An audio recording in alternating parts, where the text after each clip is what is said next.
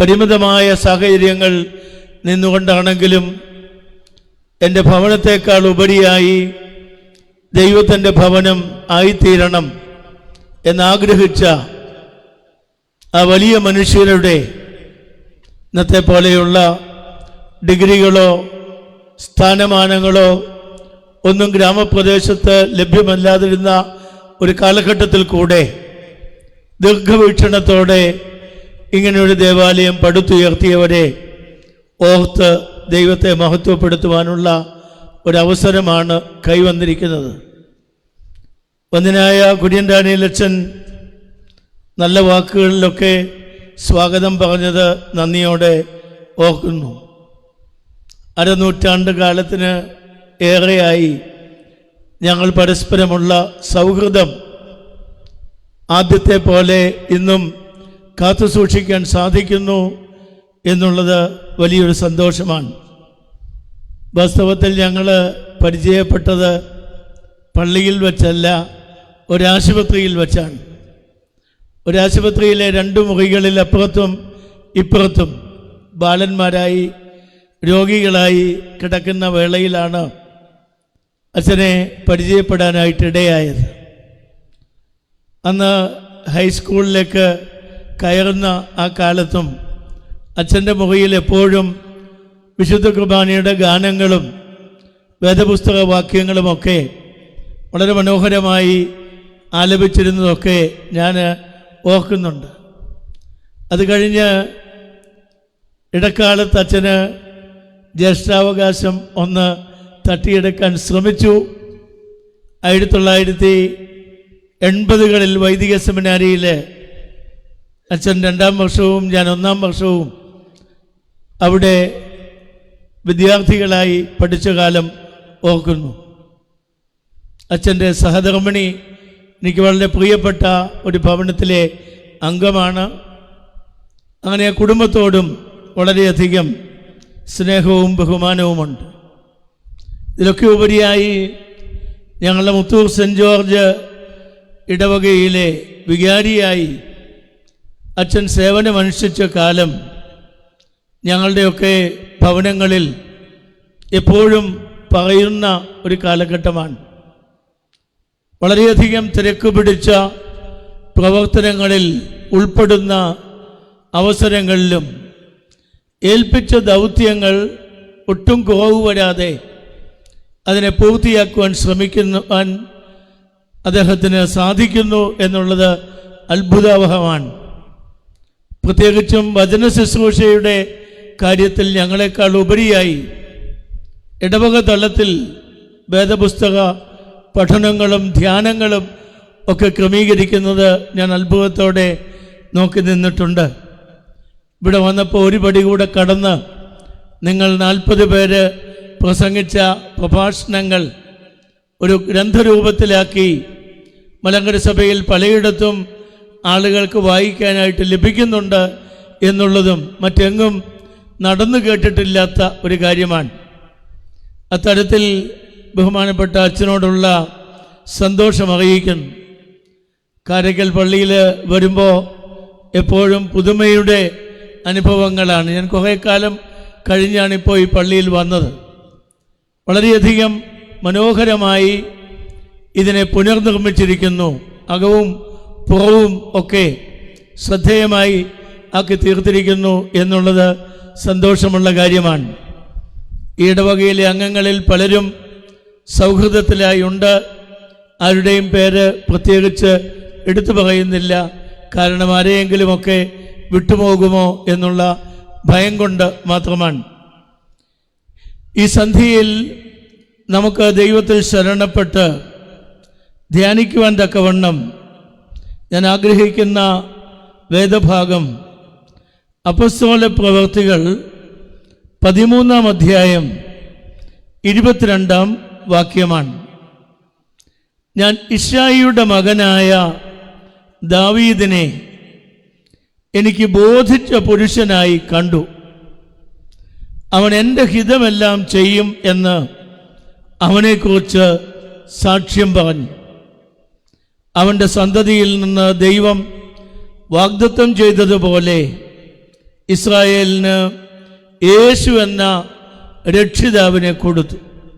അപ്പോസ്തല പ്രവർത്തികൾ 13-ാം അധ്യായം 22-ാം വാക്യം.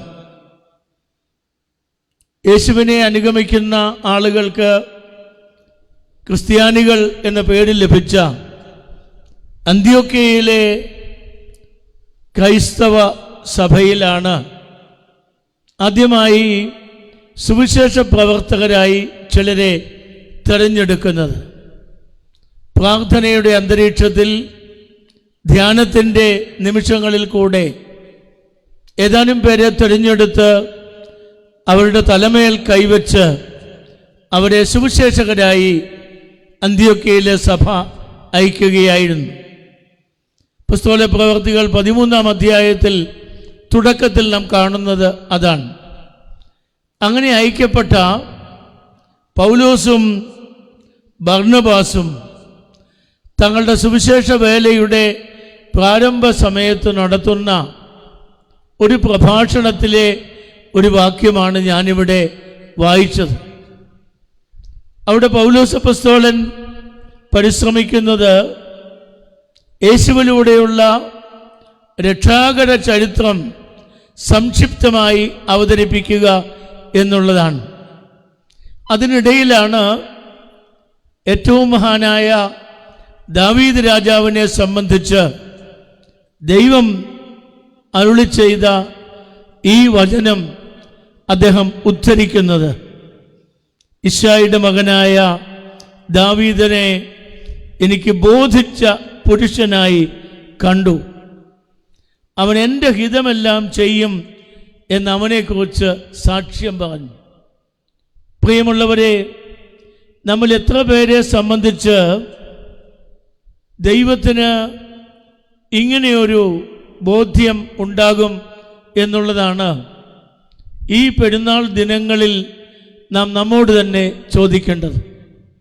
നാം പെരുന്നാൾ ആഘോഷിക്കുന്നുണ്ട്, റാസയിൽ പങ്കുചേരുന്നുണ്ട്, വിശുദ്ധ കുർബാന അനുഭവിക്കുന്നുണ്ട്. പക്ഷേ അതിലൊക്കെ അന്തർലീനമായിരിക്കുന്ന നമ്മുടെ സ്വഭാവ വിശേഷം ദാവീദിനെ പോലെ കരുതുവാൻ സാധിക്കുമോ എന്നുള്ളതാണ് വളരെ അർത്ഥവത്തായ ഒരു ചോദ്യം. ആരാണ് ദാവീദ്? അദ്ദേഹത്തിൻ്റെ ജീവിതത്തിൽ ദൈവം നൽകിയ കൃപാവരങ്ങൾ എന്തൊക്കെയാണ്? അദ്ദേഹം കടന്നുപോയ ജീവിത അനുഭവങ്ങൾ ഏതൊക്കെയാണ്? ദൈവത്തിൻ്റെ സഭയ്ക്ക് വേണ്ടി, ദൈവജനത്തിനു വേണ്ടി അദ്ദേഹം എന്തെല്ലാം ചെയ്തു എന്നൊക്കെ വിവരിക്കാൻ പോയാൽ ഒരു സന്ധ്യ കൊണ്ട് അത് മതിയാവുകയില്ല എന്നെനിക്കറിയാം. എങ്കിലും ഒരു എളിയ ശ്രമം നടത്തുവാനാണ് ഞാൻ ആഗ്രഹിക്കുന്നത്. ദാവീദ് രാജാവ് അദ്ദേഹത്തെ പറ്റിയുള്ള പ്രധാന വിവരണങ്ങൾ ശമൂവേൽ പ്രവാചകൻ്റെ ഗ്രന്ഥങ്ങളിലും ദിനവൃത്താന്ത പുസ്തകങ്ങളിലുമാണ് നമുക്ക് ലഭിക്കുന്നത്. അദ്ദേഹം എഴുതിയ സങ്കീർത്തനങ്ങൾ മറ്റൊരു ഗ്രന്ഥത്തിൽ നാം എപ്പോഴും ആലപിക്കുന്ന വേദഭാഗങ്ങൾ തന്നെയാണല്ലോ.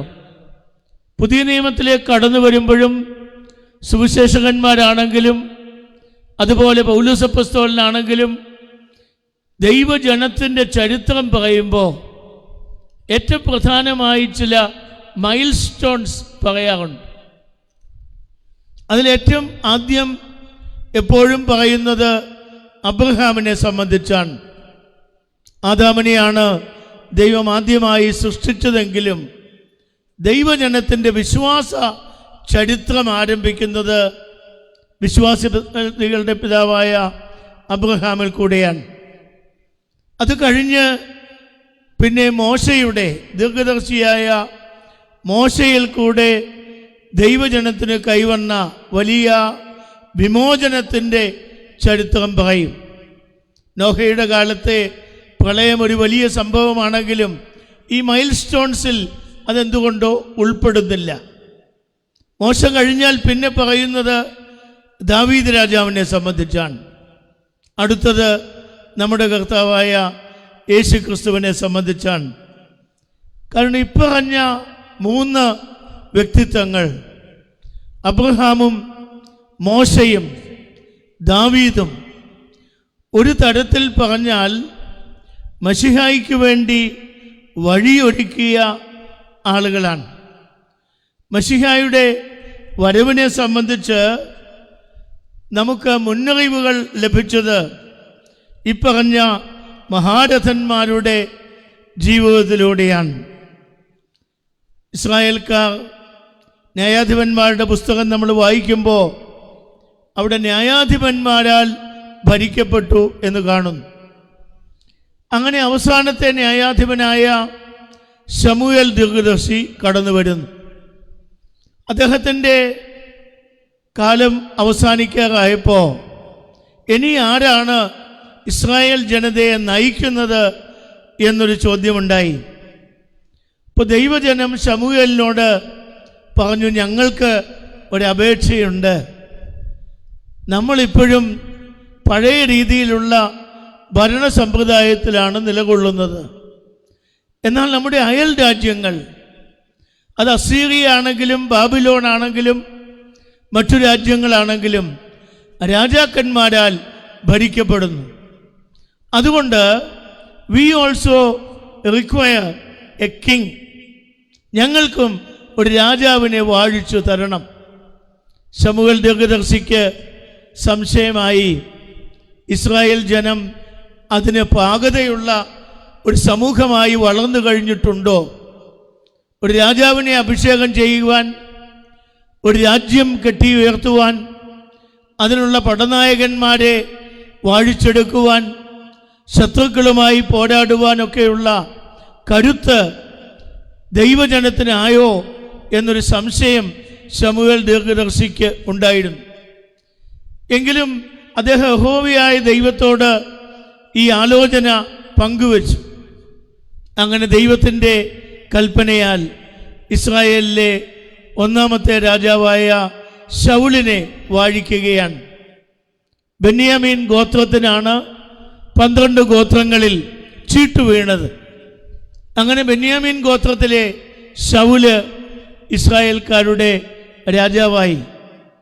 42 വർഷക്കാലം അദ്ദേഹം ഇസ്രായേലിനെ നയിച്ചെങ്കിലും അദ്ദേഹത്തിൻ്റെ ഭരണകാലത്തിൻ്റെ അന്ത്യഘട്ടം വന്നപ്പോഴേക്കും ധാരാളം പ്രയാസങ്ങൾ ദൈവജനത്തിനുണ്ടായി.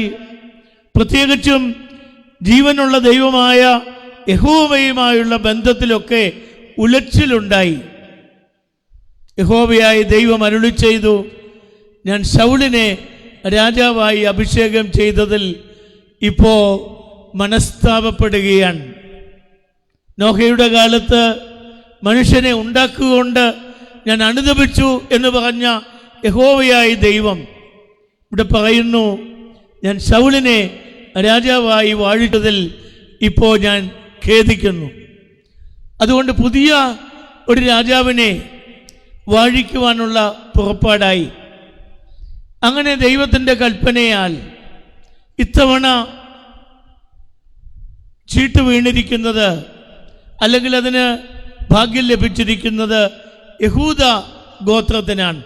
അതുവരെ അത്ര പ്രോമിനൻ്റ് ആയിട്ടുള്ള ഒരു ട്രൈബൊന്നും ആയിരുന്നില്ല ഈ യഹൂദ ഗോത്രം. പക്ഷേ ഇപ്പോൾ യഹൂദ ഗോത്രത്തിനാണ് ചീട്ട് വീണിരിക്കുന്നത്. അവിടെ ഇശായി എന്ന് പറയുന്ന ഒരാളിൻ്റെ ഭവനമുണ്ട്. അദ്ദേഹത്തിന് 5-8 ആൺമക്കളുണ്ട്, പെൺമക്കളുമുണ്ട്. പക്ഷേ എപ്പോഴും ആൺമക്കളെ പറ്റിയാണല്ലോ കൂടുതൽ പരാമർശം. അങ്ങനെ ദീർഘദർശി ഇശായിയുടെ ഭവനത്തിൽ വന്ന് മക്കളെ ഓരോരുത്തരെയായി ഇൻ്റർവ്യൂ നടത്തുകയാണ്. നമ്മുടെ ഇന്നത്തെ ഭാഷയിൽ പറഞ്ഞാൽ, ആദ്യത്തെ ആളിനെ കണ്ടപ്പോൾ ശമൂവേൽ പ്രവാചകന് ബോധിച്ചു, കൊള്ളാം, ഇത് നന്നായിരിക്കുന്നു, നല്ല അരോഗ ദൃഢഗാത്രനായ ചെറുപ്പക്കാരനാണ്. തൈലക്കൊമ്പെടുത്ത് തൈലം ഒഴിക്കുവാൻ തുടങ്ങിയപ്പോൾ യഹോവ അതിനെ തടസ്സപ്പെടുത്തിയിട്ട് പറഞ്ഞു, വേണ്ട, ഇത് വേണ്ട, യു വെയിറ്റ്. അടുത്തയാൾ വന്നു, അവനും മോശമല്ലാത്ത ആകാര സൗഷ്ഠവമുള്ളവനായിരുന്നു. ഇസ്രായേലിനെ നയിപ്പാനുള്ള കെൽപ്പ് ഉണ്ട് എന്ന് പുറമേ തോന്നിച്ചിരുന്നു. അതും വേണ്ട എന്ന് യഹോവ പറഞ്ഞു. അങ്ങനെ 7 പേരും കഴിഞ്ഞു. ദീർഘദർശിക്ക് അല്പം പ്രയാസമായി. ഇനി ദൗത്യം എങ്ങനെ പൂർത്തിയാക്കും? ഇശായിയോട് ചോദിച്ചു, ഇനി ആരെങ്കിലും ഉണ്ടോ? പറഞ്ഞൊരു കൊച്ചനുണ്ട്, പക്ഷെ ഇപ്പം ഇവിടെ ഇല്ല. അവൻ ആടുകളെ മേയിക്കാൻ പോയിരിക്കുകയാണ്. സഹോദരന്മാർക്ക് അവരുടെ ഭൃത്യന്മാർക്ക് ഭക്ഷണമൊക്കെ ആയിട്ട് പോകുന്ന ആളാണ്. എന്തായിരുന്നാലും അവനെ കാണട്ടെ എന്ന് പറഞ്ഞു. ദൈവം അരുളി ചെയ്തു, ഇവനെയാണ് ഞാൻ അന്വേഷിച്ചത്. ഒരു വാക്യം കൂടെ അവിടെ പറയുന്നുണ്ട്, മനുഷ്യൻ കണ്ണിന് കാണുന്നു നോക്കുന്നു, ദൈവമോ ഹൃദയങ്ങളെ നോക്കുന്നു. കണ്ണിന് കണ്ടത് നോക്കിയാണ് ശൗലിനെ വാഴിച്ചത്. ശൗലിനെ പറ്റി പറയുമ്പോൾ ബെന്യാമീൻ ഗോത്രത്തിലെ കീശിൻ്റെ മകനായ ശൗലിനെ പറ്റി പറയുന്നത്, അവൻ മറ്റെല്ലാവരേക്കാളും തോൾപ്പൊക്കമുള്ളവനായിരുന്നു എന്നാണ്. 6 അടിയിൽ കൂടുതൽ കാണുമായിരിക്കാം. മറ്റെല്ലാവരേക്കാളും എവിടെ നിന്നാലും ഒന്ന് കാണും. തലയെടുപ്പുള്ള ഒരാളായിരുന്നു ശൗല്. നേതൃപാഠവുമുണ്ട് എന്നൊക്കെ മുഖത്ത് വായിച്ചെടുക്കാൻ പറ്റി. പക്ഷെ അത് യഹോവയ്ക്ക് പിന്നീട് ദുഃഖകാരണമായി. ഇത്തവണ വന്നിരിക്കുന്നത് ഒരു ഇടയച്ചെറുക്കനാണ്. പക്ഷേ അതുകൊണ്ടാണ് ദൈവം പറയുന്നത്, മനുഷ്യൻ കണ്ണിന് കാണുന്നത് നോക്കുന്നു, ദൈവമോ ഹൃദയത്തെ നോക്കുന്നു.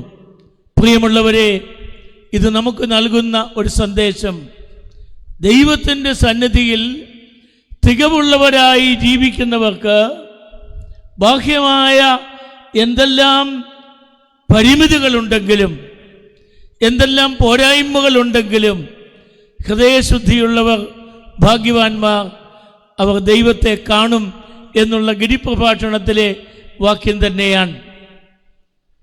ലോകത്തിൽ ലക്ഷക്കണക്കിന് ആളുകൾ വായിക്കുന്ന ഒരു പുസ്തകമുണ്ട്, for what you are on this earth. എന്തിനാണ് നിങ്ങൾ ഈ ഭൂമിയിൽ ജീവിക്കുന്നത്? പർപ്പസ് ഡ്രിവൺ ലൈഫ് എന്നാണ് അതിൻ്റെ മെയിൻ ഹെഡിങ് എന്ന് പറയുന്നത്. റിക് വാറൻ എന്ന് പറയുന്ന ഒരു സുവിശേഷകൻ എഴുതിയ ഒരു പുസ്തകമാണ്. പ്യുവർലി ബിബ്ലിക്കലാണ്. എനിക്ക് പുസ്തകം ലഭിച്ചതോടെ ഈ കൂട്ടത്തിൽ പറയുന്നത് ഉചിതമാണ് എന്ന് ഞാൻ കരുതുന്നു. ഏതാനും വർഷങ്ങൾക്ക് മുൻപ് ഞാൻ അമേരിക്കയിൽ ഒരു വിസിറ്റ് നടത്തിയപ്പോൾ ഒരു സ്ഥലത്ത് ചെന്നു. അവിടുത്തെ വികാരി, ഞാൻ ഏതാനും ദിവസങ്ങൾ അവിടെ ഉള്ളത് കൊണ്ട് എന്നോട് പറഞ്ഞു, അച്ഛൻ അത്യാവശ്യമായിട്ട് ഒരു വീട് വരെ ഒന്ന് പോകണം. ആ വീട്ടുകാർ വളരെ ദുഃഖത്തിലാണ്, ഭാരത്തിലാണ്.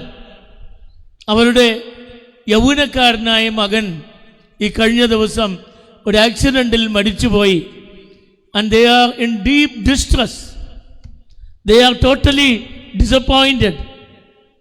So if you are able to visit them and spend some time with the parents, that will help them. എനിക്ക് ടെലിഫോൺ നമ്പറൊക്കെ തന്നു. ഞാൻ ആ ടെലിഫോൺ നമ്പറിൽ വിളിച്ചു. ആ ഗൃഹനാഥനാണ് ഫോൺ എടുത്തത്. ഞാൻ പറഞ്ഞു, എനിക്ക് എൻ്റെ പേരിൻ്റെതാണ്, ഞാൻ വിസിറ്റിന് വന്നതാണ്, മറ്റൊന്നിനുമല്ല. നിങ്ങളുടെ വീട്ടിലെ പ്രയാസം മനസ്സിലാക്കി നിങ്ങളെ ഒന്ന് കണ്ട് പ്രാർത്ഥിക്കാൻ ഞാൻ ആഗ്രഹിക്കുന്നു എന്ന് പറഞ്ഞു. അപ്പോൾ ആ മനുഷ്യൻ എന്നോട് പറഞ്ഞു, അച്ഛന് വിരോധമില്ലെങ്കിൽ നമുക്കൊരു റെസ്റ്റോറൻറ്റിൽ പോയി അവിടെ വെച്ച് കണ്ടുമുട്ടാം. അതെന്നെ അത്ഭുതപ്പെടുത്തി. കാരണം മരണം നടന്നിട്ട് ഏതാനും ദിവസങ്ങളേ ആയുള്ളൂ. നമുക്കൊരു റെസ്റ്റോറൻറ്റിൽ പോയി ഒരു കപ്പ് ചായയോ കുടിച്ച് അവിടെ ഇരുന്ന് നമുക്ക് സംസാരിച്ചാലോ? ഞാൻ പറഞ്ഞു, എനിക്ക് വിരോധമില്ല. അങ്ങനെ ഞങ്ങൾ രണ്ടും അവിടെ കണ്ടുമുട്ടി.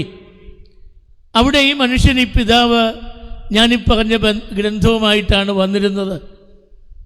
Purpose driven life, for what you are on this earth.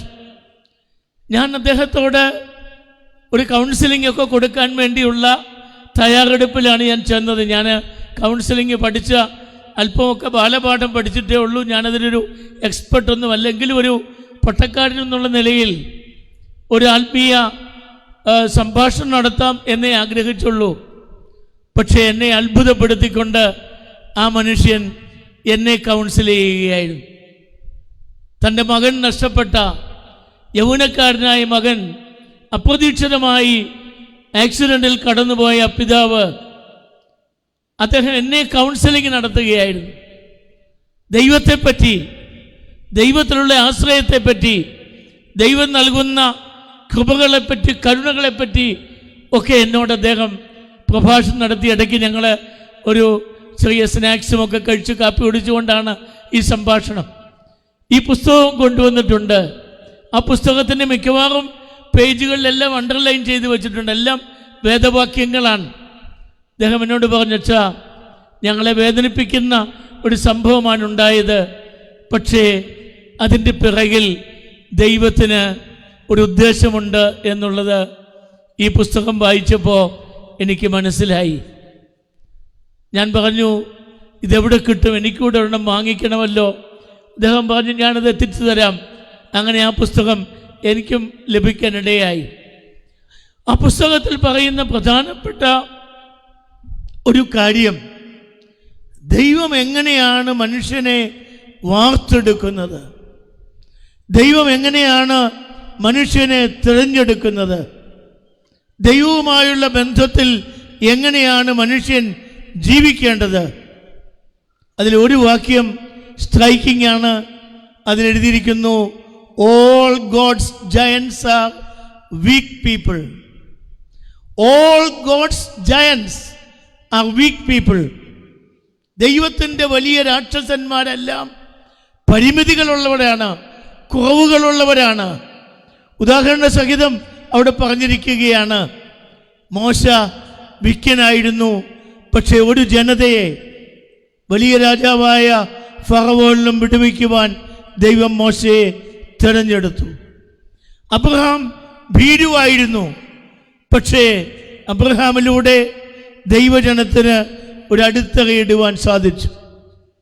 Gideon വേശ്യാപുത്രനായിരുന്നു, പക്ഷെ ഗിദെയോനെയും ദൈവം ഒരു വലിയ നിയോഗം നൽകി അനുഗ്രഹിച്ചു.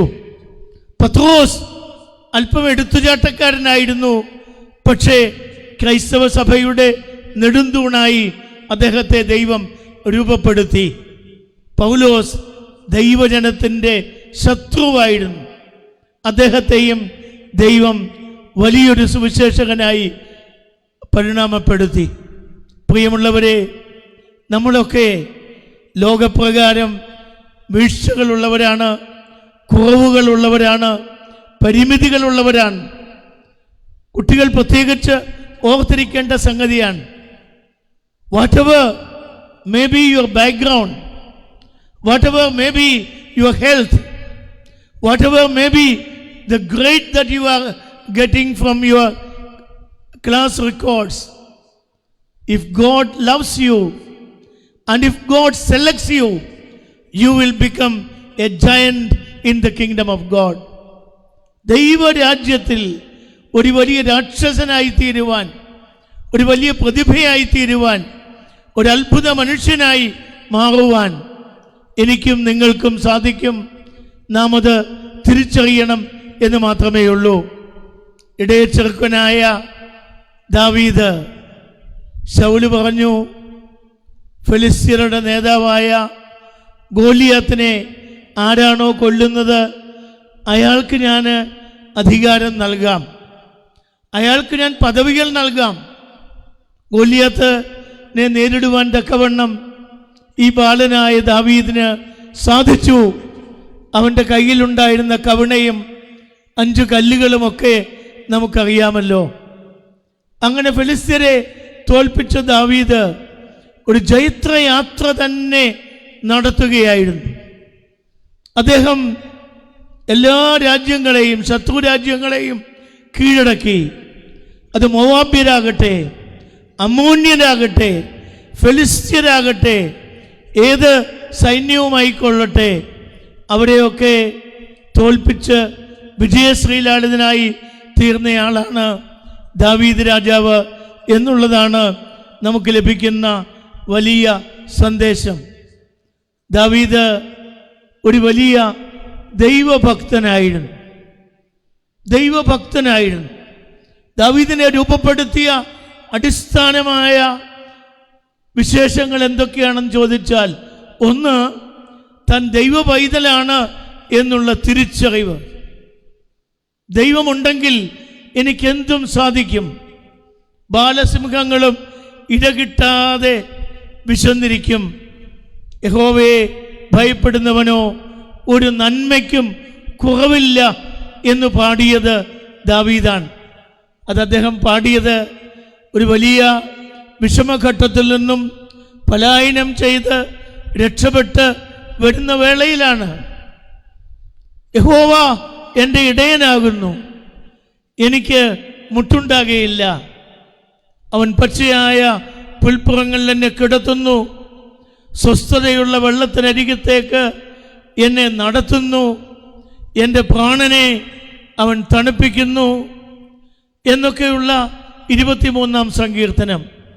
ഒരിടയനെ പോലെ പ്രവാചകന്മാരുടെ ഗ്രന്ഥത്തിൽ പറയുന്നത് പോലെ തൻ്റെ ആടുകളെ ആക്രമിക്കാൻ വരുന്ന സിംഹത്തിൻ്റെ വായിൽ നിന്ന് ആ സിംഹം കടിച്ചു കയറിയ ആടുകളുടെ അവയവങ്ങൾ എങ്കിലും എടുത്തു മാറ്റുന്ന ആ ഇടയനുണ്ടല്ലോ, നമ്മുടെയൊക്കെ ദൈവം ആ ഇടയനാണ്.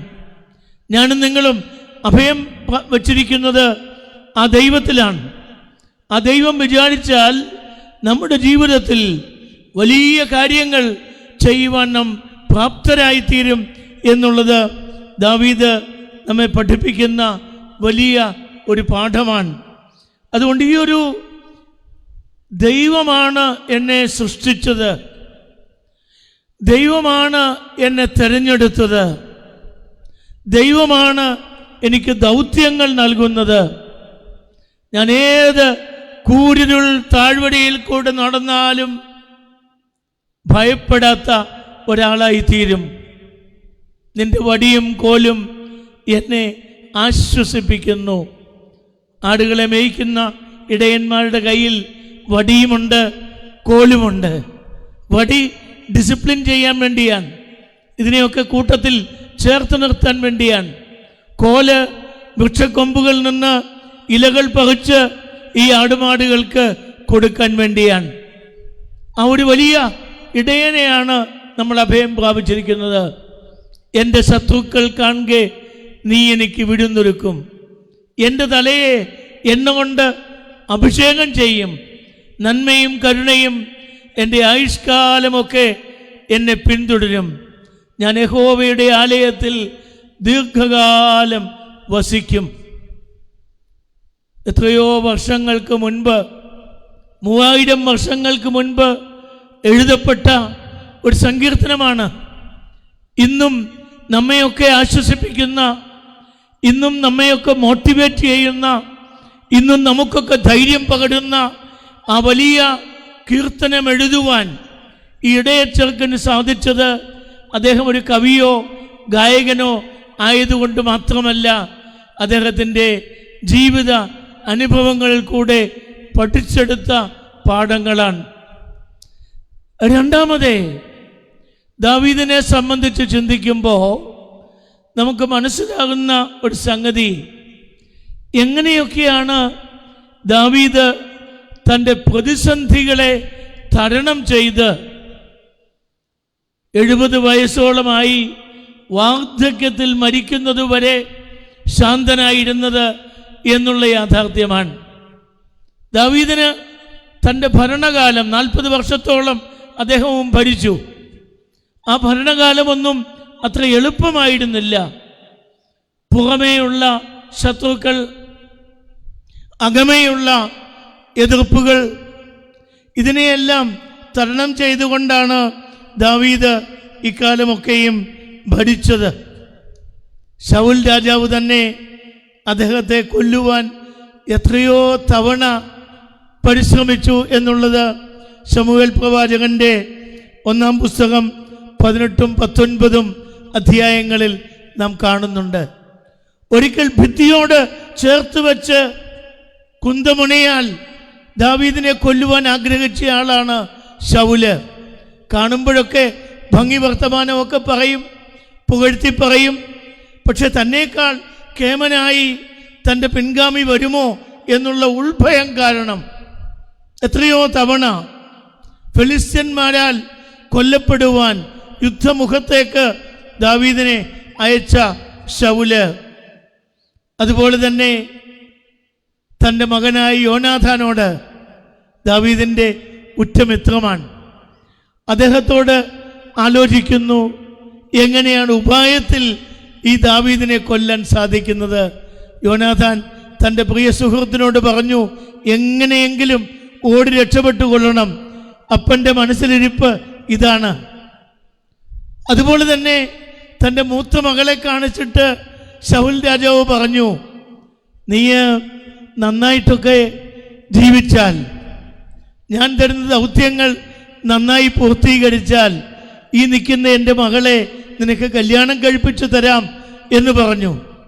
ദാവീദ് പറഞ്ഞു, ബെന്യാമീൻ ഗോത്രത്തിൽപ്പെട്ട ശൗലിൻ്റെ മകളെ കല്യാണം കഴിക്കുവാൻ എനിക്ക് എന്ത് അവകാശമാണുള്ളത്, എന്ത് മേന്മയാണുള്ളത്? ഞാൻ യഹൂദ ഗോത്രത്തിൽപ്പെട്ട പാവപ്പെട്ട ഒരു കുടുംബത്തിലെ അംഗമാണ്, സാരമില്ല, ഞാൻ ചെയ്തു തരാം എന്നൊക്കെ പറഞ്ഞെങ്കിലും അതും ഉപായമായിരുന്നു. അടുത്ത മകൾ മീഖൾ ദാവീദിന് ഇഷ്ടപ്പെട്ട ശൗലിൻ്റെ മകളായിരുന്നു. മീഖൾ ഒരിക്കൽ ദാവീദിനോട് വന്ന് പറഞ്ഞു, എൻ്റെ അപ്പൻ നിന്നെ കൊല്ലാൻ വേണ്ടി ഒരുങ്ങിയിരിക്കുകയാണ്, രക്ഷപ്പെട്ടുകൊള്ളണം, ഇവിടെയെങ്ങും നിന്നിട്ട് കാര്യമില്ല. ദാവീദിനെ അവിടെ നിന്ന് കടത്തിക്കളഞ്ഞു. ശൗലിൻ്റെ പടനായകന്മാർ വന്നു ദാവീദിനെ അന്വേഷിച്ച്.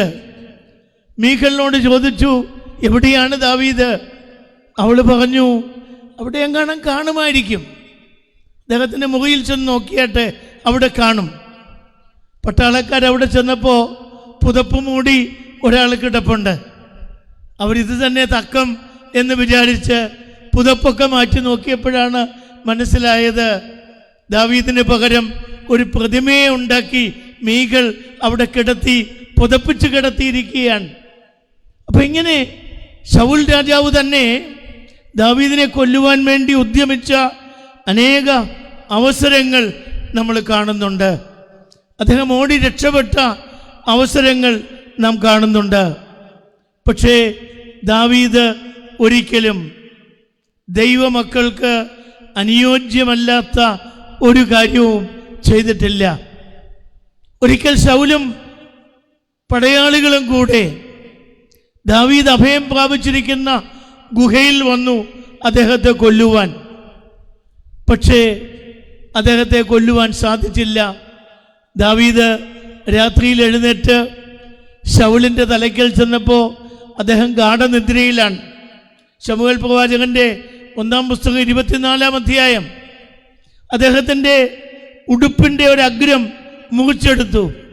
നേരം വെളുത്തപ്പോൾ കാണിച്ചു, ഇതെന്താണെന്നറിയാമോ? ഇത് നിന്റെ കുപ്പായത്തിൻ്റെ അഗ്രമാണ്. എനിക്ക് വേണമെങ്കിൽ നിന്നെ കൊല്ലാമായിരുന്നു, പക്ഷേ യഹോവയുടെ അഭിഷിക്തനോട് ഞാനൊരു ദോഷവും ചെയ്യുകയില്ല. ഇത്രമാത്രമൊക്കെ ഹൃദയവിശാലത കാണിക്കാൻ എങ്ങനെ സാധിക്കുന്നു? ഇന്ന് നമ്മൾ നമ്മുടെ സമൂഹത്തിൽ നോക്കുമ്പോൾ എത്രയോ ചെറിയ കാര്യങ്ങൾക്കാണ് മനുഷ്യൻ മറ്റു മനുഷ്യരെ വകവരുത്തുന്നത്. ചെറിയ ചെറിയ കാര്യങ്ങൾക്ക് വേണ്ടി. എനിക്ക് തോന്നുന്നു ഇപ്പോൾ തെരുവിൽ കൊല്ലപ്പെടുന്നതിനേക്കാൾ കൂടുതൽ ആളുകൾ കൊല്ലപ്പെടുന്നത് ഭവനങ്ങളുടെ ഉള്ളിലാണ്. തെരുവിലെ കലഹമൊന്നും പഴയതുപോലെ കാണാനില്ല. ഡൊമസ്റ്റിക് വയലൻസാണ്. ഭാര്യയും ഭർത്താവും, അപ്പനും മക്കളും, അമ്മയും മക്കളും കൊല്ലുവാൻ യാതൊരു മടിയുമില്ലാത്ത ഒരു സമൂഹമായി നാം മാറിയിരിക്കുകയാണ്. മൃഗീയമായ വാസനകളോടെ പള്ളിയിൽ പോകുന്നുണ്ട്, പ്രാർത്ഥിക്കുന്നുണ്ട്, വേദപുസ്തകം വായിക്കുന്നുണ്ട്. പക്ഷെ ഉള്ളിൻ്റെ ഉള്ളിൽ മൃഗീയ വാസനകൾ തടിച്ചു കൊഴുക്കുകയാണ്. നമ്മുടെ വേദവായനകളോ, നമ്മുടെ ഗാനങ്ങളോ, നമ്മുടെ പ്രാർത്ഥനകളോ നമ്മെ നവീകരിക്കുന്നില്ലെങ്കിൽ, ഇത് ഉപരിപ്ലവ തലയ്ക്കൽ നിന്ന് ഞാൻ എടുത്തുകൊണ്ട് വന്നതാണ്. എനിക്ക് വേണമെങ്കിൽ നിന്നെ കൊല്ലാമായിരുന്നു, but I will not do it. എൻ്റെ ദൗത്യം അതല്ല. പ്രതികാരം എൻ്റെ ദൗത്യമല്ല. എനിക്ക് ആരോടും മത്സരമില്ല. യഹോവയുടെ അഭിഷക്തനോട് ഒട്ടും പോരാട്ടമില്ല. പ്രിയമുള്ളവരെ, ഇന്ന് മനുഷ്യർ മത്സരിച്ച് പോരാടുകയാണ്. ഭാര്യ ഭർത്താവിനോട്, സഹോദരങ്ങൾ തമ്മിൽ, സമൂഹങ്ങൾ തമ്മിൽ, മതങ്ങൾ തമ്മിൽ. ഞാനാണ് കേമൻ, ഞങ്ങളാണ് വാസ്തവത്തിലുള്ളത് എന്ന് പറഞ്ഞുകൊണ്ട് പോരാടുന്ന സാമൂഹികവും രാഷ്ട്രീയവുമായ മേഖലകൾ നമ്മെ ഭയപ്പെടുത്തുന്നതാണ്. ലോകത്തിൽ നമ്മൾ കാണുന്നുണ്ടല്ലോ, 4 വർഷമായി ഉക്രൈൻ റഷ്യ യുദ്ധം കൊടുമ്പിരി കൊള്ളുകയാണ്. എത്രയോ മനുഷ്യർ കൊല്ലപ്പെട്ടു, എത്രയോ വീടുകൾ അനാഥമായി. ഈ കൊടും തണുപ്പിൽ ഇലക്ട്രിസിറ്റി ഇല്ലാതെ, വെള്ളം തിളപ്പിക്കാൻ നിവൃത്തിയില്ലാതെ, -30 40 ഡിഗ്രി തണുപ്പിൽ മനുഷ്യൻ കഷ്ടപ്പെടുകയാണ്. ഒരു ജനതയാണ്, ഒരു മതമാണ്, ഒരു വിശ്വാസമാണ്, ഓർത്തഡോക്സ് പാരമ്പര്യമാണ്. പറഞ്ഞിട്ട് എന്താണ് കാര്യം? മത്സരിക്കുകയാണ്. ആരാണ് വിജയിക്കുന്നത് എന്ന് കാണുവാൻ. ഇസ്രായേൽ നാം കാണുന്നു, അവിടെ ഗാസയിലെ ജനങ്ങളെ കൊന്നൊടുക്കുന്ന ദൈവജനമെന്ന അഭിധാനമുള്ള ഒരു കൂട്ടരെ നമ്മൾ കാണുന്നു. ഞാനൊരു അമ്മച്ചിയെ പരിചയപ്പെട്ടു. ഞങ്ങൾ പിണങ്ങിയാണ് പിഴിഞ്ഞത്. കാരണം അമ്മച്ചി വലിയ വേദപുസ്തക വായനക്കാരിയും പരമഭക്തയുമാണ്. അമ്മച്ചി ഉപവസിച്ച് പ്രാർത്ഥിക്കുകയാണ് ഇസ്രായേൽ ജയിക്കാൻ വേണ്ടി. ഞാൻ പറഞ്ഞു, എൻ്റെ അമ്മച്ചി, ഈ ബൈബിളിലെ ഇസ്രായേലിലൊന്നും അല്ല ഇപ്പോഴുള്ളത്. മനുഷ്യനെ കൊല്ലുന്ന യഹൂദന്മാരാണ്. അവർക്ക് വേണ്ടി എന്തിനാ പ്രാർത്ഥിക്കുന്നത്? കുഞ്ഞുങ്ങളെ കൊല്ലുന്ന 70,000-ൽ അധികം മനുഷ്യർ കൊല്ലപ്പെട്ടതിൽ ധാരാളം കുഞ്ഞുങ്ങൾ, അംഗഭംഗം വന്നവർ, വിശപ്പിനായി ഓടി ഭക്ഷണപ്പൊതികൾക്കായി ഓടിച്ചെല്ലുന്നവരുടെ മുകളിലേക്ക് മിസൈൽസ് വർഷിപ്പിക്കുന്ന ഒരു ജനത്തെ എങ്ങനെ ദൈവജനം എന്ന് വിളിക്കാൻ സാധിക്കും?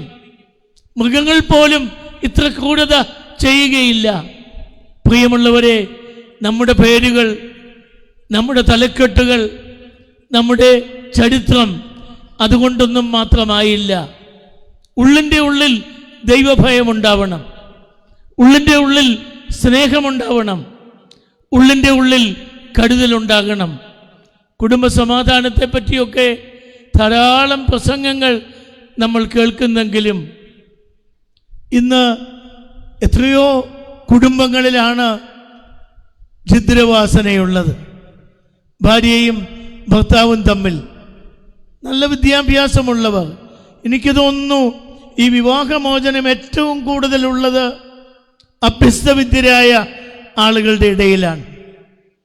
അക്ഷരാഭ്യാസമില്ലാത്ത ഗ്രാമവാസികളുടെ, ഗിരിവർഗക്കാരുടെ, ആദിവാസികളുടെ ഇടയിൽ ഇങ്ങനെയൊരു പ്രശ്നമുണ്ട് എന്നെനിക്ക് തോന്നുന്നില്ല. അഭ്യസ്തവിദ്യരായ ആളുകളുടെ ഇടയിൽ, ധനമുള്ളവരുടെ ഇടയിൽ, പരിഷ്കാരികളാണ് എന്ന് പറയുന്ന ആളുകളുടെ ഇടയിലാണ് ഈ വലിയ മത്സരം കൊടുമ്പിരി കൊണ്ടുവരുന്നത്. പ്രിയമുള്ളവരെ, ദൈവം നമ്മയൊക്കെ സൃഷ്ടിച്ചിരിക്കുന്നത് ഓരോരുത്തരെയും ഓരോ താലന്ത് നൽകി സൃഷ്ടിച്ചിരിക്കുകയാണ്. പുരുഷനും സ്ത്രീയും എന്നുള്ള നിലയിലുള്ള വ്യത്യാസമുണ്ട്. കാലദേശങ്ങൾക്കനുസരിച്ചുള്ള വ്യത്യാസങ്ങളുണ്ട്. നമ്മുടെ ചുറ്റുപാടുകളുടെ സ്വാധീനമുണ്ട്.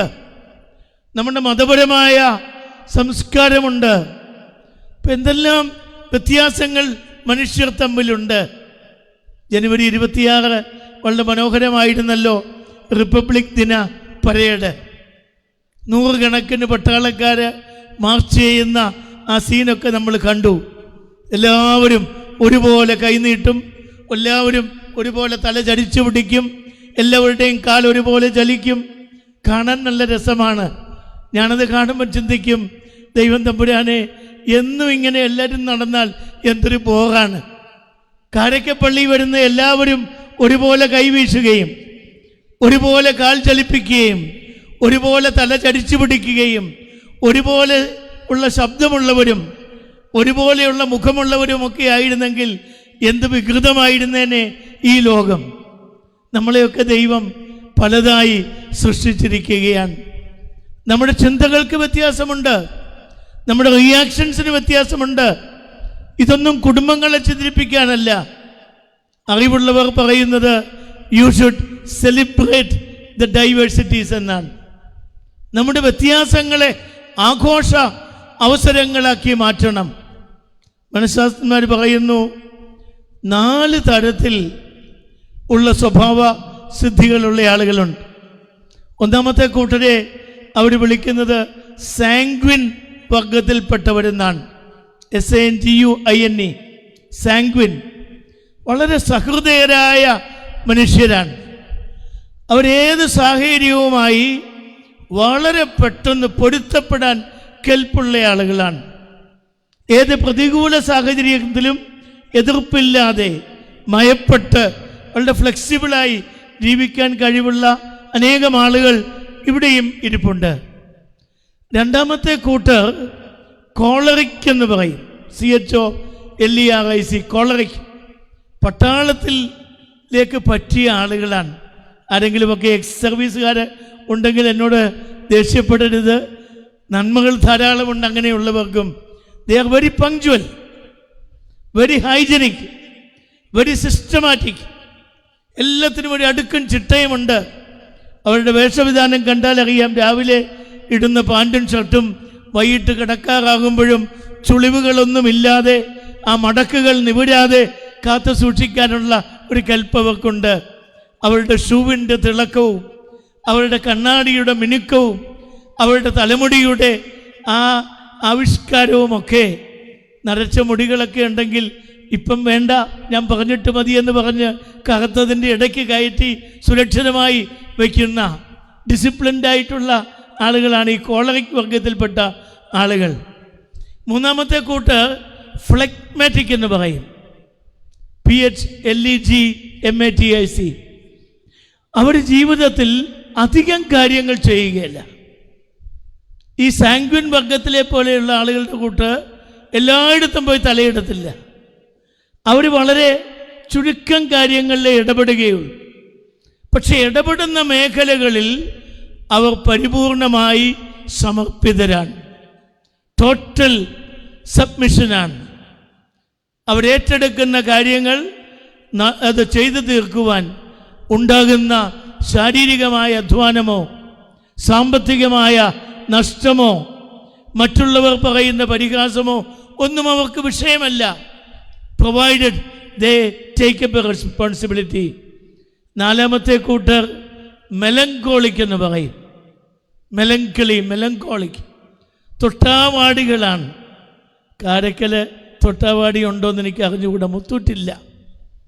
ഉണ്ടായിരുന്നു, ഇഷ്ടം പോലെ ഉണ്ടായിരുന്നു. ഇപ്പം കാണാനില്ല. ഇപ്പം വല്ല PowerPoint പ്രസൻറ്റേഷനും കാണിച്ച് പിള്ളേരെ കാണിക്കണം, ഇതാണ് തൊട്ടാവാടി, തൊട്ടാലുടനെ ഇല മടങ്ങിപ്പോകുന്ന ഒരു ചെടിയാണ്. ഈ ആളുകളും അങ്ങനെയാണ്. അവർ പെട്ടെന്ന് വാടിപ്പോകുന്ന സ്വഭാവക്കാരാണ്. പക്ഷേ വളരെ പ്രതിഭയുള്ളവരാണ്. കലാകാരന്മാരും ശാസ്ത്രജ്ഞന്മാരും തത്വചിന്തകരും ഒക്കെ അവരുടെ ഇടയിൽ നിന്ന് വന്നിട്ടുണ്ട്. പക്ഷെ ആരെങ്കിലും ശബ്ദമുയർത്തിയൊരു കാര്യം പറഞ്ഞാൽ അവർ പെട്ടെന്ന് റേഞ്ചും പോകും, ചാർജും പോകും. പിന്നെ 2-3 ദിവസത്തേക്ക് അവരങ്ങ് മൗനികളായി മാറും. ദൈവത്തിന് ഒരു കുസൃതിയുള്ളത്, ഈ കല്യാണത്തിന് പള്ളിയുടെ നടയിൽ കൊണ്ട് നിർത്തുമ്പോൾ ഒരു ഗ്രൂപ്പിലെ 2 പേരെ എടുക്കുകയില്ല. അത് ദൈവത്തിൻ്റെ ഒരു കുസൃതിയാണ്. ഒരാൾ സാങ്ക്വിനാണെങ്കിൽ മറ്റേയാൾ മെലങ്കോളിക്. ഒരാൾ കോളറിക്കാണെങ്കിൽ മറ്റേയാൾ ഫ്ലെഗ്മാറ്റിക്. എന്നിട്ട് ഞങ്ങൾ പാട്ട് പാടും, നിങ്ങൾ ഒന്നാണ്. കേൾക്കുമ്പോൾ മണവാളിനും മണവാട്ടിക്കുമൊക്കെ സന്തോഷമാണ്. ആദ്യത്തെ ദിവസങ്ങളൊക്കെ അവരിങ്ങനെ വളരെ സെലിബ്രേറ്റ് ചെയ്ത് പോകും. പിന്നെയാണ് ഇതൊക്കെ മനസ്സിലാകുന്നത് ഒന്നിലും ഒരു പൊരുത്തമില്ല. ഇയാളെന്തുകൊണ്ടാണ് ഞാൻ ചിന്തിക്കുന്നത് പോലെ ചിന്തിക്കാത്തത്? ഇവളെന്താ എനിക്കിഷ്ടമുള്ള പലഹാരം ഇവൾ ഉണ്ടാക്കാത്തത് എന്താ? അപ്പോൾ ടെൻഷൻസ് എല്ലാം തുടങ്ങുകയാണ്. ഭർത്താവ് കോളറിക്കും ഭാര്യ ഫ്ലെഗ്മാറ്റിക്കുമാണെന്ന് വിചാരിക്കുക. നമ്മുടെ കുര്യൻ ദാനിയേലച്ചന് പള്ളിയിൽ അടുത്ത ഞായറാഴ്ച അനൗൺസ് ചെയ്യുക എന്ന് വിചാരിക്കുക. പെരുന്നാളൊക്കെ കഴിഞ്ഞ് ഞാൻ ഇടവക സന്ദർശനം നടത്താൻ പോവുകയാണ്. അപ്പോൾ കൈമുത്തി വരുമ്പോൾ ഈ കോളറിക് വിഭാഗത്തിൽപ്പെട്ട അങ്കിള് വന്ന് ചോദിക്കും, അച്ഛോ ഞങ്ങളുടെ വാർഡിൽ എന്നാ വരുന്നത്? അച്ഛനൊരു ആശയം പറഞ്ഞതേ ഉള്ളൂ, പ്ലാനും പദ്ധതിയൊക്കെ ആയി വരുന്നതേ ഉള്ളൂ. പക്ഷെ അദ്ദേഹത്തിന് അപ്പോഴേ അറിയണം. അപ്പോൾ അച്ഛൻ പറയും, ഞാൻ കൈമുത്തി അടുത്ത ആളിനെ കൈമുത്തണമല്ലോ, ഞാനൊരു വ്യാഴാഴ്ച വരാം. വ്യാഴാഴ്ച എന്ന് പറഞ്ഞാൽ ടൈം കൂടെ വേണം പുള്ളിക്ക്. അച്ഛൻ രക്ഷപ്പെടാൻ വേണ്ടി ഒരു സമയവും പറയും. ഇയാൾ വ്യാഴാഴ്ച നേരം വെളുക്കുമ്പോൾ മുതൽ വാച്ചും പിടിച്ചുകൊണ്ടിരിക്കുകയാണ്, 4 മണി 4 മണി എന്നും പറഞ്ഞു. പാവം പിടിച്ച ഭാര്യ ഫ്ലെഗ്മാറ്റിക്കാണ്. കുര്യന്താലച്ഛൻ വരുന്നതല്ലേ, അച്ഛൻ ലോകത്തിൽ എവിടെയെല്ലാം പോന്നു. അപ്പോൾ വരുമ്പോൾ ഒരു നല്ല കേക്കൊക്കെ ഉണ്ടാക്കി കൊടുക്കണം. അവരിവിടുന്ന് ബന്ധപ്പെട്ട് തിരുവല്ലായി പോയി പല കടയിലൊക്കെ കയറി അതിൻ്റെ സാമഗ്രികൾ ഒക്കെ വാങ്ങിച്ചു. മാവ് കുഴച്ച് വന്നപ്പോൾ തന്നെ 3 മണിയായി. അപ്പോൾ രാവിലെ തൊട്ടൊരാൾ ഷൂവും ഇട്ട് അടുക്കളയുടെ വാതിൽക്കൽ കൂടെ അങ്ങോട്ടും ഇങ്ങോട്ടും നടക്കുന്നുണ്ട്. 4 മണി 4 മണി എന്നും പറഞ്ഞ് ഭൂമിയിൽ കുനിഞ്ഞൊരു ജോലിയും ചെയ്യത്തില്ല. ഈ 4 മണി പറയുന്നതേ ഉള്ളൂ. ആ വീട്ടിലുണ്ടാകുന്ന സംഘർഷം നമുക്കൊന്ന് ചിന്തിക്കാവുന്നതേ ഉള്ളൂ. വാസ്തവത്തിൽ ജീവിതത്തിൻ്റെ സൗന്ദര്യം അവിടെയാണ്. ഇണക്കങ്ങളും പിണക്കങ്ങളും. വഴക്കുണ്ടാക്കാത്ത ഭാര്യ ഭർത്താക്കന്മാർ എവിടെയെങ്കിലും ഉണ്ടെങ്കിൽ എനിക്കവരെ സംശയമാണ്. നിങ്ങളെല്ലാം വഴക്കുണ്ടാക്കണമെന്ന് ഞാൻ പ്രസംഗിച്ചെന്നൊന്നും ആരോടും പറയരുത്. പക്ഷേ അല്പസ്വല്പമൊക്കെ ആശയവ്യത്യാസമൊക്കെ ഇടയ്ക്കിടയ്ക്ക് എക്സ്പ്രസ് ചെയ്യുന്നത് നല്ലതാണ്. കോൺക്രീറ്റ് ഇടുമ്പോഴുണ്ടല്ലോ, നമ്മുടെ മേസ്തിരി ഇടയ്ക്കിടയ്ക്ക് ഒരു കമ്പി ഇട്ടിങ്ങനെ കുത്തി കുത്തി കൊടുക്കും. ഈ ചാന്ത് എല്ലായിടത്തും എത്തണമല്ലോ. അങ്ങനെയുള്ള ഇളക്കങ്ങളൊക്കെ ഇടയ്ക്ക് നല്ലതാണെന്ന് എനിക്ക് തോന്നുന്നു. എങ്കിലേ ഇതൊക്കെ ഒന്ന് ബലപ്പെട്ട് ആ കോൺക്രീറ്റൊക്കെ ഒന്ന് ഉറച്ച് അനേകം വർഷങ്ങൾ നിൽക്കുകയുള്ളൂ. ഇപ്പോൾ നമ്മളെ ദൈവം ഫലമേൽപ്പിച്ച കുടുംബജീവിതത്തിൽ അതൊരു പ്രതിസന്ധിയായി കണക്കാക്കാതെ, അതിലെ കൊച്ചു കൊച്ചു പ്രയാസങ്ങൾ ഇതാണ് ലോകത്തിലേക്കും വലിയ പ്രശ്നം എന്ന് വിചാരിക്കാതെ, ദാവീദിനെ പോലെ ദൈവത്തിൽ ആശ്രയിച്ച് അതിന് പരിഹാരം കാണുവാൻ സാധിച്ചാൽ നമുക്ക് ജീവിത വിജയം നേടിയെടുക്കാം. ചില ആളുകളുടെ വിചാരം ജീവിത വിജയം എന്ന് പറഞ്ഞാൽ ഒറ്റയ്ക്കങ്ങ് വിജയിക്കുന്നതാണ് എന്നാണ്. ഒരിക്കലുമല്ല. നമുക്കാർക്കും ഒറ്റയ്ക്കൊന്നും ജീവിക്കാൻ ഒക്കുകയില്ല. ഒരു മനുഷ്യനും ഒറ്റയ്ക്ക് ജീവിക്കാൻ ഒക്കുകയില്ല. ഒരു സന്യാസിക്കും ഒറ്റയ്ക്ക് ജീവിക്കാൻ ഒക്കുകയില്ല. മറ്റുള്ളവരുടെ സഹായമില്ലാതെ നമുക്ക് ഈ ഭൂമിയിൽ ജീവിക്കാൻ ഒക്കുകയില്ല. അതോടി നടക്കുമ്പോൾ മാത്രമല്ല, കട്ടിലിൽ കിടക്കുമ്പോഴും നടക്കാൻ നിവൃത്തിയില്ലാത്തപ്പോഴും ഒക്കെ എത്രയോ ആളുകളുടെ സഹായം നമുക്ക് ആവശ്യമാണ്. അതുകൊണ്ട് ഏകാന്തപതികന്മാരായി എനിക്കാരുടെയും സഹായം വേണ്ട, ഞാനങ്ങ് വിജയിക്കും എന്നൊക്കെ ആരെങ്കിലും അഭിമാനിക്കുന്നെങ്കിൽ അത് വളരെ മൗഢ്യമായ ഒരു ചിന്താഗതിയാണ്. ദാവീദ് രാജാവിനും ജീവിതത്തിൽ വീഴ്ചകൾ ഉണ്ടായിട്ടുണ്ട്. ബത്ശേബയുടെ കാര്യത്തിൽ വലിയൊരു വീഴ്ചയുണ്ടായി. പക്ഷേ അദ്ദേഹം അതിൻ്റെ കയ്പ് പിന്നീട് അനുഭവിച്ചു. ഉണ്ടായ ഒരു ശിശു വലിയ രോഗം വന്ന് മരിക്കാറായി കിടക്കുകയാണ്. ദാവീദ് രാജാവ് രട്ടിലും വെണ്ണീറിലുമായി അനുതപിക്കുന്ന ഘട്ടം നമ്മൾ കാണുന്നുണ്ട്. അവിടെ ഇരുന്നു കൊണ്ട് ആ കുഞ്ഞിന് വേണ്ടി പ്രാർത്ഥിക്കുന്നു. തൻ്റെ പാപങ്ങളെ ഓർത്ത് അനുതപിക്കുന്നു. ദൈവമേ, നിന്റെ ദയയ്ക്ക് തക്കവണ്ണം എന്നോട് കൃപയുണ്ടാകണമേ എന്ന് പറഞ്ഞുകൊണ്ട് പ്രാർത്ഥിക്കുന്ന 51-ാം സങ്കീർത്തനം പ്രാർത്ഥിക്കുന്ന ദാവീദ്, അദ്ദേഹമാണ് അത് ചമച്ചിരിക്കുന്നത്. ദൈവമേ, നിർമ്മലമായൊരു ഹൃദയത്തെ എന്നിൽ സൃഷ്ടിച്ച് സ്ഥിരമായ ഒരാത്മാവിനെ എന്നിൽ പുതുക്കണമേ. സ്ഥിരമായ ഒരാത്മാവിനെ എന്നിൽ പുതുക്കണമേ. തനിക്ക് ലഭിച്ച പരിശുദ്ധാത്മാവ് സ്ഥിരമാണ് എന്നറിയാം. എന്നാൽ there should be occasions on which we have to brush up. നമ്മുടെയും ചിന്ത ഈ ദാവീദിന്റെ ചിന്തയിൽ ഉരുത്തിരിഞ്ഞു വന്നതാണ്. നമ്മുടെ പെന്തിക്കോസ്തി പെരുന്നാളാണെങ്കിലും പരിശുദ്ധാത്മാവിൻ്റെ ഓർമ്മപ്പെടുത്തൽ നമുക്ക് ലഭിക്കുന്ന അവസരങ്ങളിലൊക്കെ നമ്മളൊക്കെ ഒന്ന് നമ്മുടെ തിളക്കം വീണ്ടെടുക്കുകയാണ്. മെഡലുകൾ കിട്ടുന്നവർക്കറിയാം, കിട്ടുമ്പോൾ അത് വളരെ തിളക്കമുള്ളതാണ്. അത് ആണിയിൽ കൊണ്ട് തൂക്കിയിട്ട് കഴിഞ്ഞ് ഒരിക്കലും ശ്രദ്ധിച്ചില്ലെങ്കിൽ അത് ക്ലാവ് പിടിക്കാൻ സാധ്യതയുണ്ട്.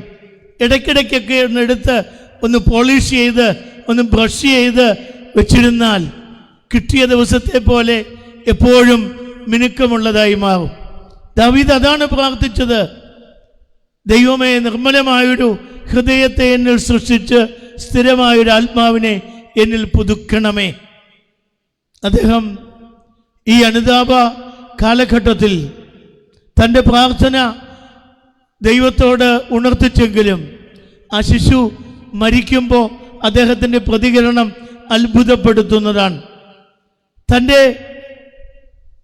ക്ഷണവസ്ത്രങ്ങളൊക്കെ മാറ്റി, തൻ്റെ അനുതാപ ഭാവമൊക്കെ മാറ്റി ദാവീദ് അവിടെ നിന്ന് പുറത്തു വരുന്നുണ്ട്. ഇപ്പോൾ ഭൃത്യന്മാർക്കൊക്കെ അത്ഭുതമായി. ഇത്രയും നാൾ കരഞ്ഞുകൊണ്ടിരുന്ന ഈ രാജാവ് കുഞ്ഞു മരിച്ചു പോയിട്ട് ഇപ്പം എങ്ങനെ എന്തുകൊണ്ട് പ്രതികരിക്കുന്നു? ദാവീദ് അവരോടൊരു ചോദ്യം ചോദിക്കുന്നുണ്ട്. ആ കുഞ്ഞിനി ഇങ്ങോട്ട് തിരികെ വരുമോ? ഞാനിനി അങ്ങോട്ട് എന്ന് ആ കുഞ്ഞിനെ കാണണ്ടായോ? ഞാൻ അതിനു വേണ്ടിയാണ് ഇനി ഉദ്യമിക്കുന്നത്. ദാവീദിൻ്റെ വലിയ ആത്മീയ ആഴം നാം മനസ്സിലാക്കുന്നത് അവിടെയാണ്.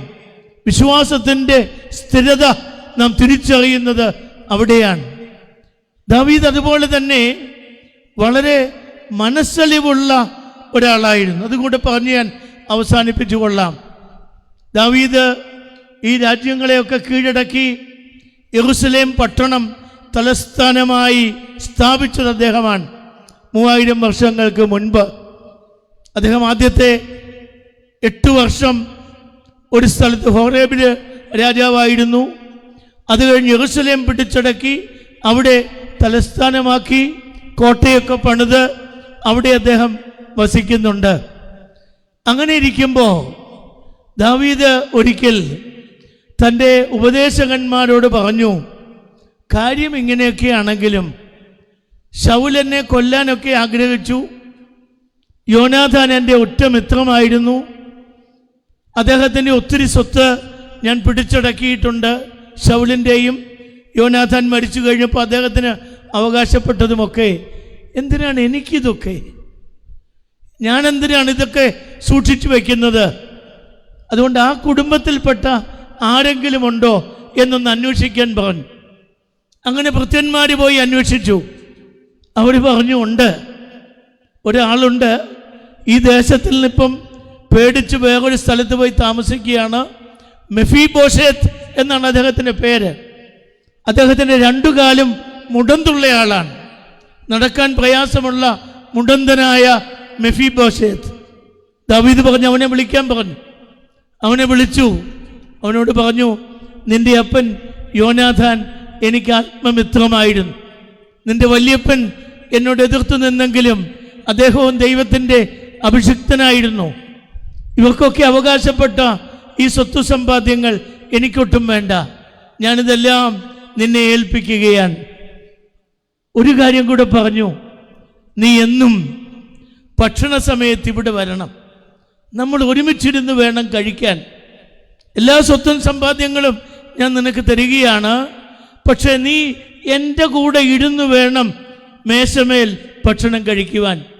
പ്രിയമുള്ളവരെ, ഒരു വലിയ രാജാവ്, അധികാരമുള്ള, എല്ലാ തരത്തിലും ജനങ്ങൾ മുഴുവൻ ബഹുമാനിക്കുന്ന ഒരാള് ഇന്ന് അപ്രസക്തനായ, മുടന്തനായ, ആരും അന്വേഷിക്കാനില്ലാത്ത മെഫീബോശേത്തിനോട് പറയുകയാണ്, നീ എൻ്റെ കൂടെ ഇരുന്ന് ഭക്ഷണം കഴിക്കണം.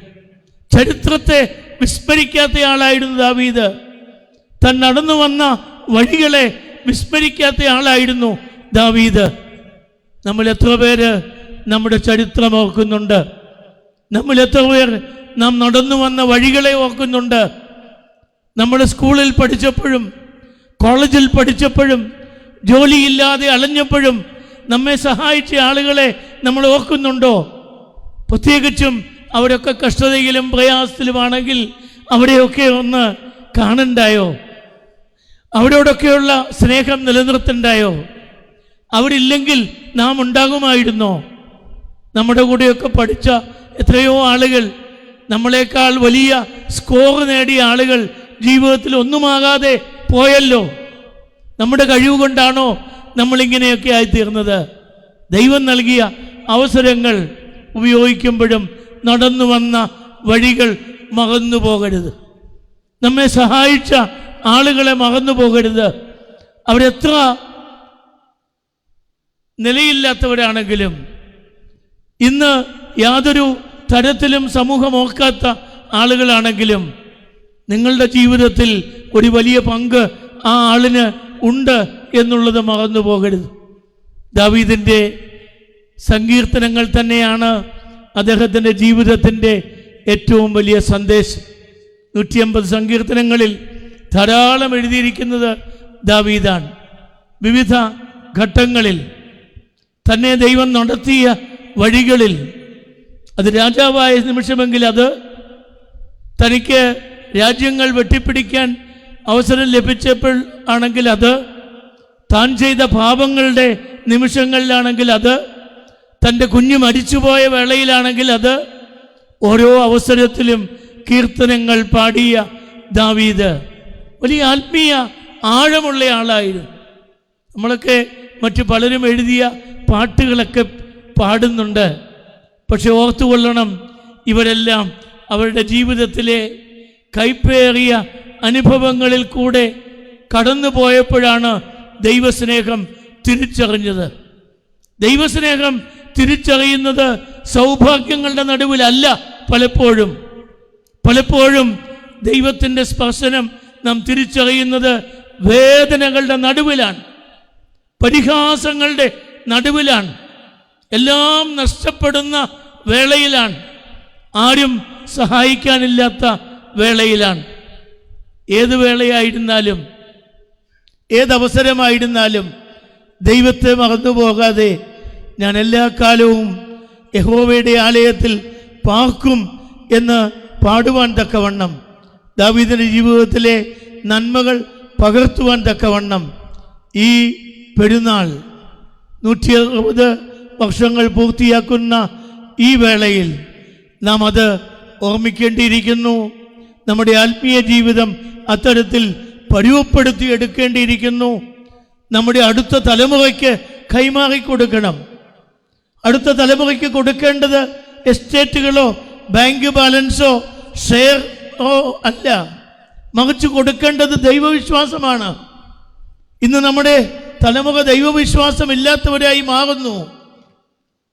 പലപ്പോഴും സൺഡേ സ്കൂൾ വിദ്യാഭ്യാസം കഴിഞ്ഞ വിദ്യാർത്ഥികൾ പോലും തങ്ങളന്ന് പരീക്ഷയ്ക്ക് വേണ്ടി പഠിച്ച പാഠങ്ങൾ മറന്നു ജീവിക്കുന്നത് കാണുമ്പോൾ നമ്മളൊക്കെ പരാജയപ്പെട്ടു എന്നാണ് എനിക്ക് തോന്നുന്നത്.